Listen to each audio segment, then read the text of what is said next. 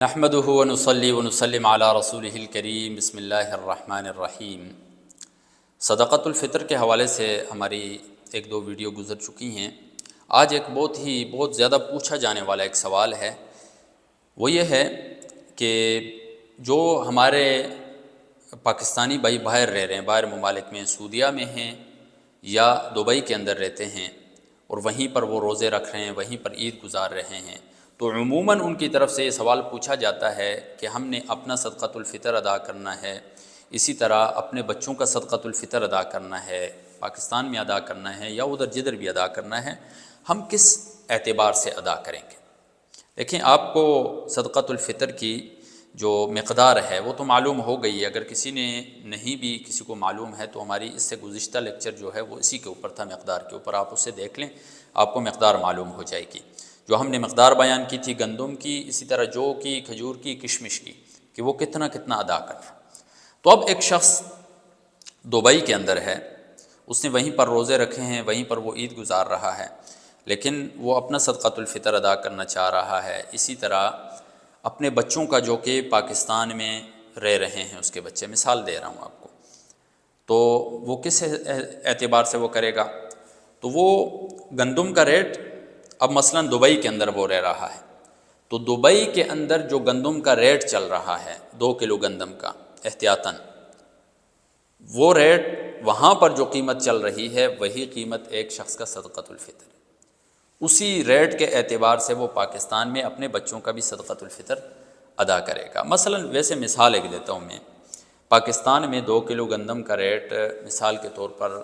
250 روپے چل رہا ہے، اور دبئی کے اندر یہی ریٹ جو ہے 600 روپے چل رہا ہے۔ تو اب جو شخص باہر ہے، جو اپنا اور اپنے بچوں کا صدقۃ الفطر ادا کرنا چاہ رہا ہے، تو اس کے اوپر اپنی طرف سے بھی 600 روپے جو ہوتے ہیں گندم کے اعتبار سے، 600 روپے ایک بندے کا جو ہے صدقۃ الفطر واجب ہوگا۔ اسی طرح اپنے پاکستان میں جو نابالغ بچے ہیں، ٹھیک ہے، جو پاکستان میں نابالغ بچے ہیں، ان کی طرف سے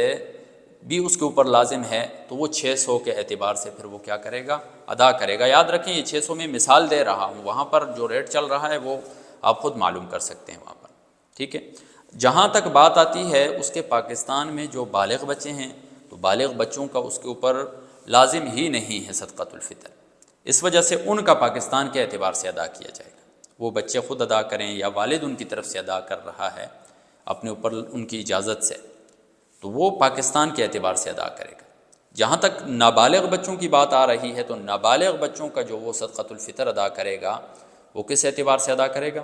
وہ دبئی کے اندر جو ان 4 اجناس کا ریٹ چل رہا ہے، گندم کا، جو کا، کھجور کا، کشمش کا،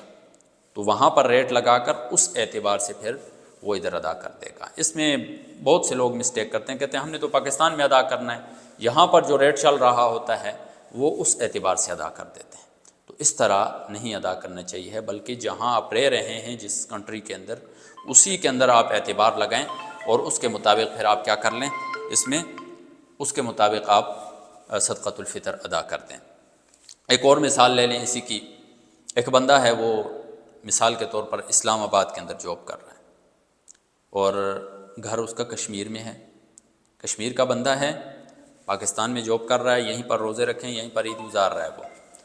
اور اس میں اس نے اب وہ کیا کر رہا ہے، وہ صدقۃ الفطر ادا کرنا چاہ رہا ہے، تو وہ جو گندم وغیرہ کا ریٹ لگائے گا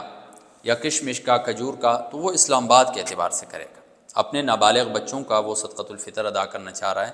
تو اسلام آباد میں جو گندم کا ریٹ چل رہا ہے اسی اعتبار سے وہ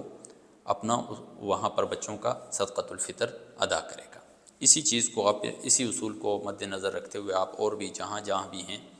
تو اس